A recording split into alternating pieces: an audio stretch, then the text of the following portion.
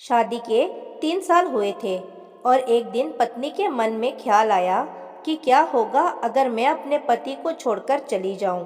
पति का रिएक्शन क्या होगा, फिर वो क्या करेगा। इसी विचार के चलते पति की परीक्षा लेने के लिए उसने एक चिट्ठी लिखी।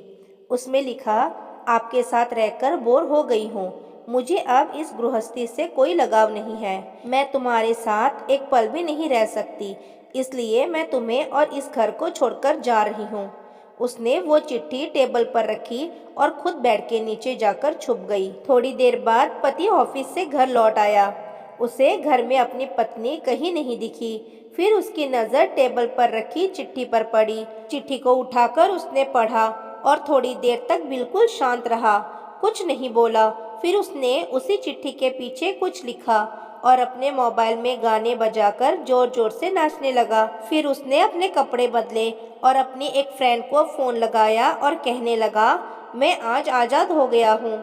मेरी बीवी को आखिरकार ये एहसास हो गया कि वह मेरे काबिल नहीं है, इसलिए वो खुद ही मुझे छोड़कर हमेशा के लिए चली गई है और मैं अब आज़ाद हो गया हूँ। तुमसे अभी सामने वाले बगीचे पे मिलना चाहता हूँ, फटाफट वहाँ आकर मुझे मिलो। ऐसा कहकर पति घर के बाहर निकल गया। आंखों में आंसू की धारा लिए पत्नी बेड के नीचे से बाहर निकली। उसके हाथ थरथर कांप रहे थे।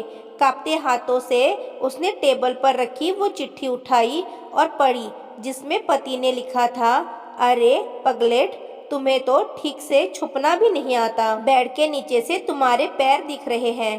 तुम जल्दी से गर्मा गर्म चाय बनाओ, मैं सामने की दुकान से बिस्किट लेकर आता हूँ। मेरे जीवन में खुशी तुम्हारे आने से है। आधी खुशी तुम्हें सताने में है और आधी तुम्हें मनाने में। आखिर लास्ट में तो हम दोनों ही साथ रहेंगे ना। कभी हम झगड़े, एक दूसरे की टांग खींचे, एक दूसरे को बुरा भला कहे, फिर भी एक दूसरे पर दादागिरी करने के लिए लास्ट में तो हम दोनों ही रहेंगे ना।